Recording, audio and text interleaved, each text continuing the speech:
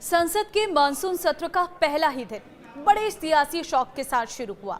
21 जुलाई की रात जगदीप धनखड़ के उपराष्ट्रपति पद के इस्तीफे देने की खबर आई और सुबह राष्ट्रपति द्रौपदी मुर्मू ने जगदीप धनखड़ का इस्तीफा स्वीकार कर लिया।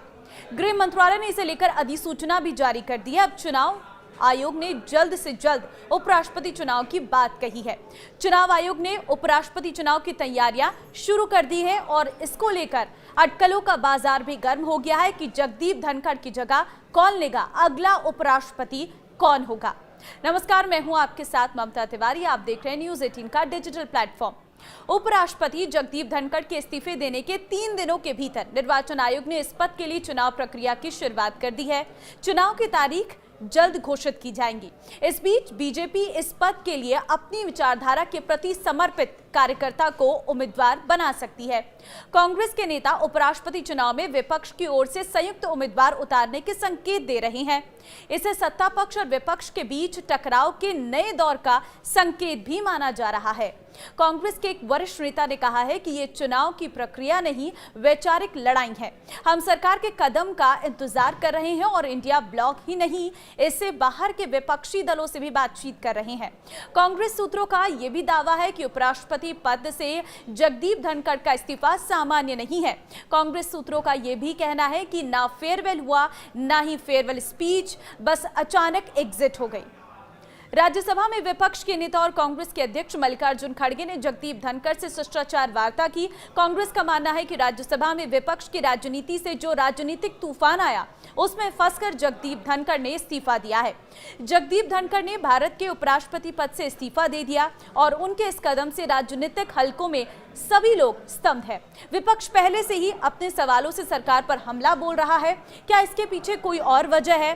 कई राजनीतिक एक्सपर्ट इस पर नजर बनाए हुए हैं। क्या इस साल के अंत में होने वाले विधानसभा चुनाव से कोई लेना देना है? अब सवाल ये उठता है कि भारत का अगला उपराष्ट्रपति कौन होगा। इस रेस में कौन कौन से बड़े नेता शामिल हैं, तो चलिए हम कुछ बड़े चेहरों की चर्चा करते हैं। सोशल मीडिया और राजनीतिक गलियारों में कई नामों को लेकर अटकलें तेज हैं, जो भारत के अगले उपराष्ट्रपति बन सकते हैं। इस रेस में बिहार के मुख्यमंत्री नीतीश कुमार सबसे आगे चल रहे हैं। साथ ही कांग्रेस नेता और सांसद शशि थरूर की भी नाम की चर्चा खूब जोरों पर है। इस रेस में जेडीयू सांसद हरिवंश नारायण सिंह को भी पहली पसंद बताया जा रहा है। सोशल मीडिया पर कई नाम चल रहे हैं। कयास लगाए जा रहे हैं कि धनखड़ का उत्तराधिकारी आखिर कौन होगा। सोशल मीडिया पर या फिर इंटरनेट पर इस बात की जोरदार चर्चा हो रही है कि नीतीश कुमार अगले उपराष्ट्रपति हो सकते हैं। नीतीश कुमार का नाम आना लाजमी भी लग रहा है। इस साल बिहार विधानसभा चुनाव है। नीतीश कुमार अभी तक चुनाव में पूरी तरह से एक्टिव नहीं हुए हैं। वहीं बिहार में भारतीय जनता पार्टी मुख्यमंत्री के रूप में अपना चेहरा रखना चाहती है। मौजूदा मुख्यमंत्री को राज्य में चुनाव से पहले उपराष्ट्रपति बनाया जा सकता है। नीतीश के राज्य की राजनीति में रहते भाजपा को मुख्यमंत्री फेस मिलना मुश्किल है। ये कारण नीतीश और को उपराष्ट्रपति बनाने की दावेदारी को मजबूत करती है।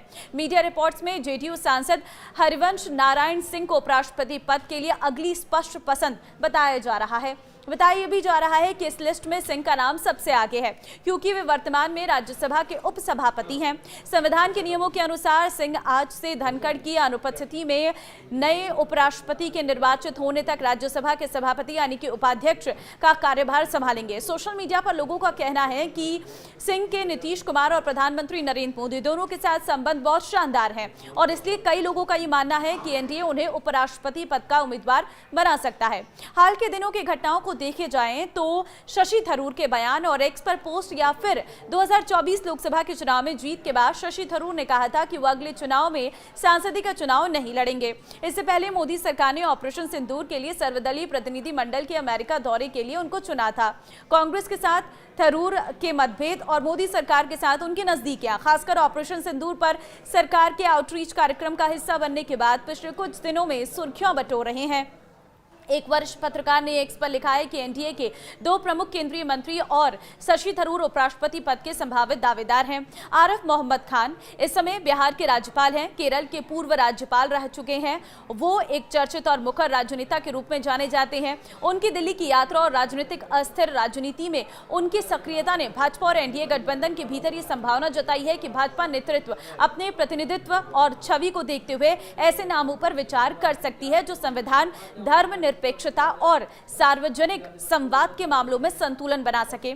तो आरिफ मोहम्मद खान की छवि एक लिबरल मुस्लिम की रही है, जिन्होंने इतिहास में शाहबानो मामले में कांग्रेस से दूरी बनाई और मुस्लिम महिलाओं के अधिकारों की आवाज उठाई है।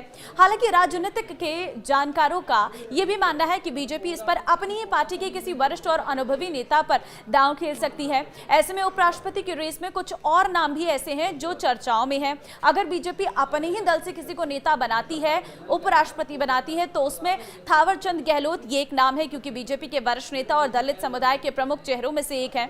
दूसरा नाम है ओम प्रकाश माथुर, राजस्थान से ताल्लुक रखने वाले बीजेपी के वरिष्ठ नेता हैं, फिलहाल सिक्किम के राज्यपाल हैं। 2025 के बिहार विधानसभा चुनाव को देखते हुए रमा देवी का नाम भी उपराष्ट्रपति पद के लिए चर्चा में है। बीजेपी और एनडीए बिहार में पिछड़े और दलित वोटरों को आकर्षित करने की रणनीति पर काम कर रही है।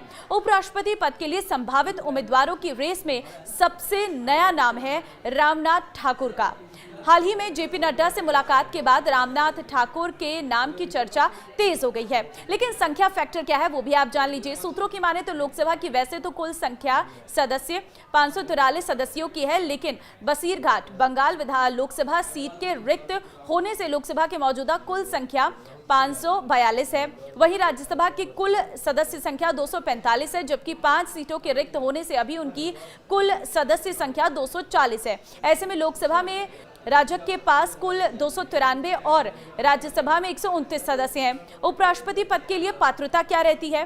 तो उपराष्ट्रपति पद के लिए चुनाव लड़ने वाले व्यक्ति को भारत का नागरिक होना चाहिए, कम से कम 35 वर्ष का होना चाहिए, राज्यसभा के लिए निर्वाचित होने के योग्य होना चाहिए और किसी भी संसदीय क्षेत्र में मतदाता के रूप में पंजीकृत होना चाहिए।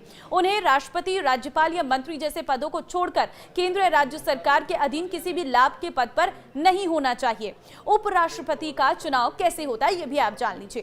तो एक उपराष्ट्रपति का चुनाव संसद के दोनों सदनों लोकसभा और राज्यसभा के सदस्यों और मनोनीत सदस्यों के मिलकर बने एक निर्वाचक मंडल द्वारा किया जाता है। राष्ट्रपति चुनाव के विपरीत इसमें राज्य विधानसभाएं भाग नहीं लेंगी। ये चुनाव संसद भवन में आनुपातिक प्रतिनिधित्व प्रणाली के अनुसार गुप्त मतदान द्वारा सिंगल ट्रांसफरेबल वोट के माध्यम से किया जाता है। प्रत्येक सांसद उम्मीदवारों को वरीयता क्रम के हिसाब से वोट डालता है। निर्वाचित होने के लिए किसी उम्मीदवार को न्यूनतम आवश्यक मतों की संख्या प्राप्त करनी होती है, जिसे कोटा कहा जाता है। इसकी गणना कुल वैध मतों की संख्या को 2 से विभाजित करके और 1 जोड़कर की जाती है। यदि पहले चरण में कोई भी उम्मीदवार कोटा पार नहीं करता है तो सबसे कम प्रथम वरीयता वाले मत पाने वाले उम्मीदवार को हटा दिया जाता है और उनके मत द्वितीय वरीयता के आधार पर शेष उम्मीदवारों को हस्तांतरित कर दिए जाते हैं। ये प्रक्रिया तब तक जारी रहती है जब तक कि एक उम्मीदवार कोटा पार नहीं कर लेता है। अब जो नाम मैंने आपको बताया, इनमें से आपको क्या लगता है कि उपराष्ट्रपति का पद किसे मिलना चाहिए? मुझे कमेंट में जरूर बताना। नमस्कार।